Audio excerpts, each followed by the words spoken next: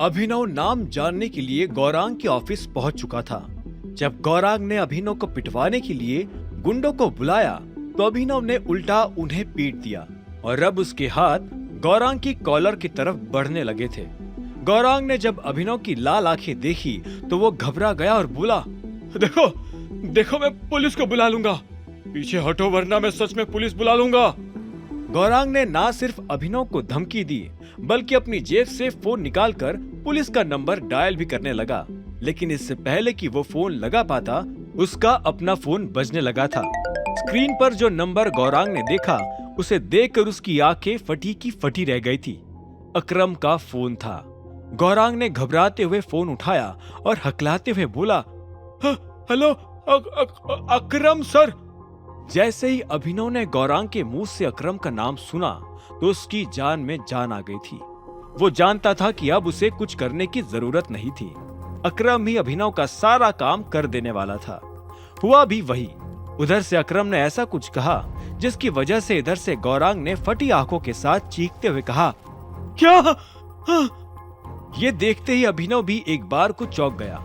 वो कुछ कहता उससे पहले ही गौरांग आगे बोला, जी मैं समझ गया सर, मैं करेक्शंस करवाता हूँ। उसके इतना कहते ही फोन कट गया।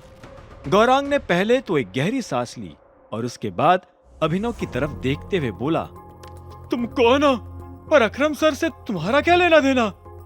यह सुनते ही अभिनव मुस्कुराया और बोला, दुनिया में कुछ लोग ऐसे हैं जिनसे तुम्हें पंगा नहीं लेना चाहिए, समझे? अब चुपचाप ये बताओ कि तुम्हें यह काम करने के लिए किसने कहा था?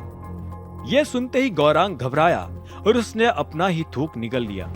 इतना सब हो जाने के बाद भी वो सच नहीं बताना चाहता था। वो जानता था कि सच कितना खतरनाक है। अभिनव उसकी हिचक को अच्छी तरह से समझ गया था, इसलिए उसने कहा, तुम बता रहे हो या मैं फिर से अकरम जी को फोन लगाऊं? नहीं प्लीज ऐसा मत करना।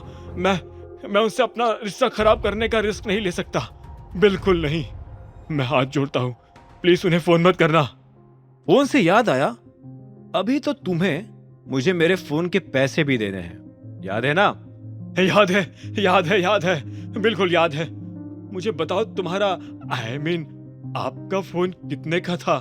मैं आपको पैसे दे देता हूँ, या आप कहे तो मैं आपको वैसा का वैसा फोन नया लाकर दे देता हूँ। गौरांग ने घबराते हुए कहा। उसे यह भी लग रहा था कि वो फोन की बात करते हुए अभिनव के मन से उसका दूसरा सवाल निकाल देगा, लेकिन ये मुमकिन नहीं था। अभिनव ने उसकी आंखों में देखा और बोला, पहले उस मास्टरमाइंड का नाम बताओ। गौरांग ने एक गहरी सांस ली और घबराते हुए बोला, चिराग। ये नाम सुनते ही अभिनव की आंखें फटी की फटी रह गई थी। उसने कभी सपने में भी नहीं सोचा था कि चिराग उसके साथ ऐसा कुछ कर सकता था। वो तो ये जानता था कि चिराग के मन में उसके लिए कुछ खुराफात चल रही है, लेकिन वो इतना नीचे गिर जाएगा अभिनव ने कभी सोचा नहीं था। अभिनव ने गौरांग को देखा और मुस्कुराते हुए बोला, गुड। अब उसे बोलना कि तुम इस प्लान से अपने हाथ पीछे खींच रहे हो, क्योंकि ये तुमसे नहीं हो पाएगा। प्लीज सर, आप मुझे बैंकरप्ट मत होने देना, प्लीज। अकरम सर से कहना कि मेरे ऊपर तरस खाए, दया करे मुझ पर। यह सुनते ही अभिनव ने घूरते हुए गौरांग को देखा और बोला, उसने फोन पर तुमसे यह सब कहा क्या? यह सवाल सुनते ही गौरांग ने तुरंत जवाब दिया, हाँ। ठीक है, हो जाएगा, अभिनव ने कहा और फिर अपने टूटे हुए फोन की तरफ बढ़ने लगा। उसने अपना टूटा हुआ फोन उठाया और गौरांग को दिखाते हुए बोला, इसके लिए 1,25,000 रुपए भेज देना, ताकि मैं तुम्हारा मैसेज अकरम जी के पास अच्छी तरह से पहुंचा सकूं। इतना कहते ही अभिनव के चेहरे पर एक बड़ी सी मुस्कान आ गई। जब वो गौरांग के ऑफिस से बाहर निकला तो गौरांग फर्श पर गिरे अपने आदमियों पर जोर से चिल्लाते हुए बोला, तुम्हें उसका फोन तोड़ने की क्या जरूरत थी सालो? मैं उसका पैसा तुम्हारी सैलरी में से वसूल करूंगा, समझे? उधर जब गौरांग अपने आदमियों को हड़का रहा था तब इधर अभिनव फिर से अपने ऑफिस पहुंच चुका था। वहां आते ही उसने एक गहरी सांस ली। रास्ते में नया फोन खरीदने की वजह से वो आने में थोड़ा लेट हो गया था, लेकिन उसने गौरांग का चैप्टर हमेशा के लिए खत्म कर दिया था।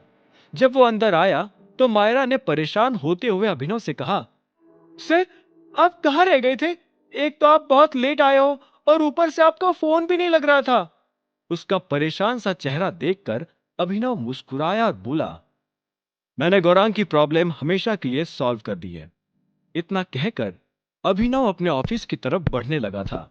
यह सुनकर मायरा की जान में भी जान आई और वो बोली, ये तो बड़ी अच्छी खबर है, लेकिन अभी एक और प्रॉब्लम आ खड़ी हुई है। अभिनव ने यह सुन मायरा को एक पल के लिए देखा और फिर हाँ में सिर हिलाते हुए बोला, हाँ याद आया, जब मैं निकल रहा था उससे पहले तुम मुझे कुछ बताने वाली थी। बताओ क्या बात है? अभिनव ने कहा और आराम से अपनी कुर्सी पर बैठ गया। जितना रिलैक्स अभिनव नजर आ रहा था, मायरा भी उतनी रिलैक्स नजर आने की कोशिश कर रही थी। उसने अभिनव के सामने लगी कुर्सी निकाली और बैठकर बोली, मैं कल WW प्रोडक्ट्स वालों से मिली थी और जैसा कि उन्होंने और आपने मुझे करने को बोला था, मैंने वही किया। तो उन्होंने मुझे कहा है कि वो CEO से कंपनी के बारे में बात करना चाहते हैं। वो आपको फायर करने का सोच रहा था और उसके बाद वो लोग पे करने वाले थे। अभिनव ने उसकी बात सुनकर एक पल के लिए सोचा। उसे लगा कि यह प्रपोजल भी वैसा ही था जैसे गौरांग का प्रपोजल था। अभिनव ये भी समझ गया था कि इसके पीछे भी चिराग का ही हाथ था। ऐसे में अभिनव ने मायरा को देखा और बोला, तो अगर कंपनी मुझे बाहर नहीं करती तो ये लोग हमें पे नहीं करेंगे, बराबर? मायरा ने अभिनव के सवाल के जवाब में हाँ में सिर हिलाया और बोली, अब आप बताओ हमें क्या करना चाहिए?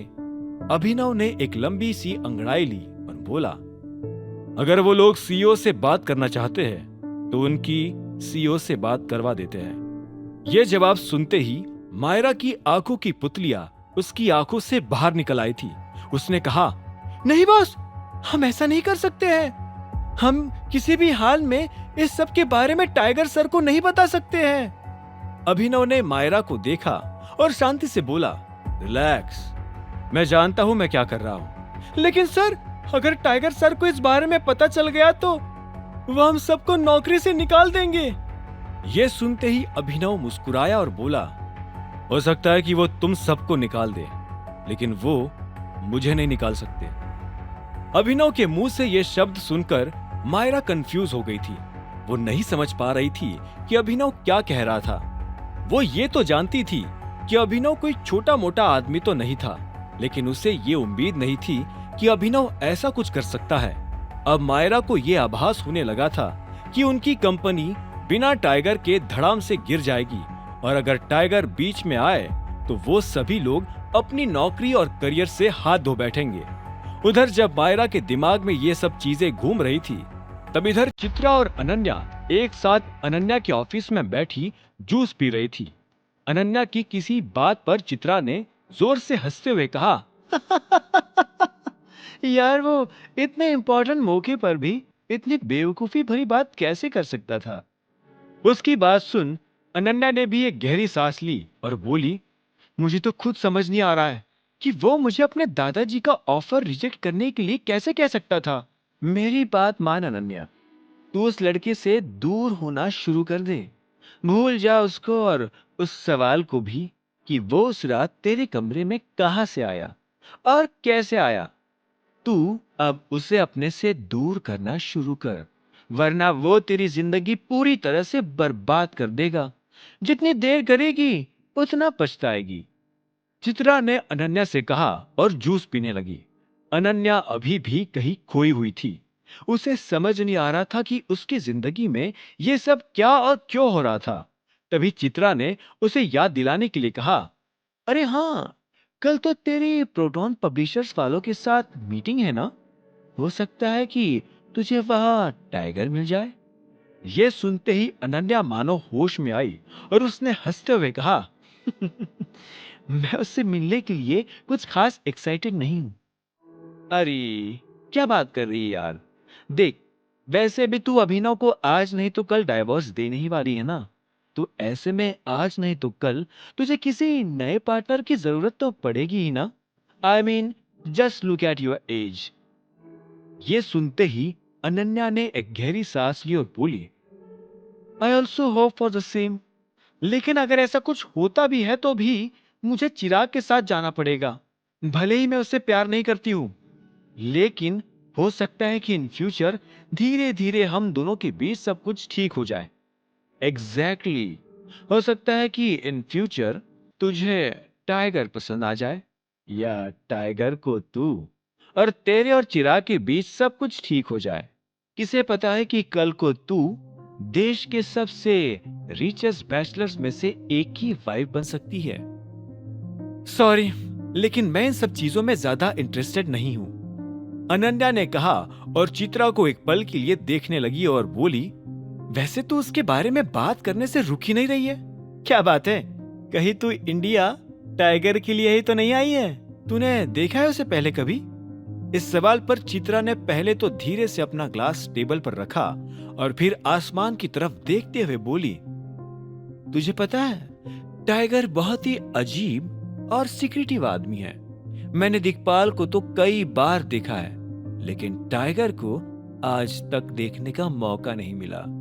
कोई नहीं जानता कि वो कैसा दिखता है। यार, इतना तो जंगल का टाइगर भी नहीं तड़पाता जितना गुड़गांव का टाइगर तड़पा रहा है।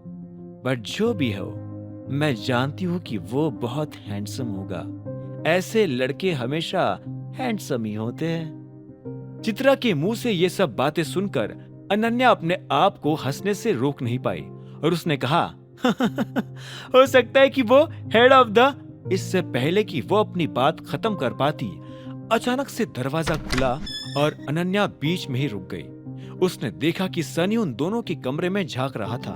उसने कहा, आई होप तुम कल की मीटिंग की तैयारी कर रही हो। अगर तुम्हें कहीं प्रॉब्लम हो तो मुझे बताओ, मैं तुम्हारी हेल्प कर सकता हूं।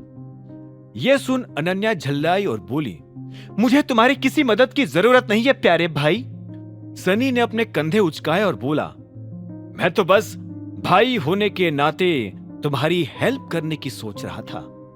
मुझे उसकी कोई जरूरत नहीं है, और वैसे भी तुम अच्छी तरह से जानते हो कि यह प्रोजेक्ट मेरा है, तुम्हारा नहीं। अनन्या की बात सुन सनी ने एक गहरी सांस ली और बोला, हाँ मैं जानता हूं, लेकिन मैं यह भी जानता हूं कि जल्द ही तुम्हें मेरी इस प्रोजेक्ट में जरूरत पड़ने वाली है। देखना, एक दिन यह प्रोजेक्ट हम दोनों के कंधों पर खड़ा होगा, सिर्फ हम दोनों के। और हाँ, एक चीज तो मैं बोलना ही भूल गया, अपने उस फटीचर हस्बैंड से कहना कि घर के अंदर मेरे पर्सनल मैटर्स के अंदर अपनी टांग अड़ाना बंद कर दे। इतना कहते ही सनी ने दरवाजा लगाया और फिर से बाहर चला गया। अनन्या को सनी को देखकर घिन आ रही थी। उसने एक गहरी सांस ली और खिड़की के बाहर देखने लगी। उधर अनन्या खिड़की के बाहर देख रही थी तो इधर अभिनव भी खिड़की के बाहर झांक रहा था। उसके मन में चिराग की इस चाल से निपटने के पैतरे चल रहे थे। अब आगे क्या होने वाला था? क्या अभिनव चिराग को एक ही बार में मुंह तोड़ जवाब दे पाएगा? कहीं उसे इस लड़ाई में किसी के सामने अपनी पहचान तो उजागर नहीं करनी पड़ेगी? और क्या सच में अनन्या अभिनव को तलाक दे देगी? टर्न ऑफ टाइगर के सारे एपिसोड्स को सुनने के लिए डिस्क्रिप्शन में दी लिंक से डाउनलोड करें पॉकेट FM ऐप।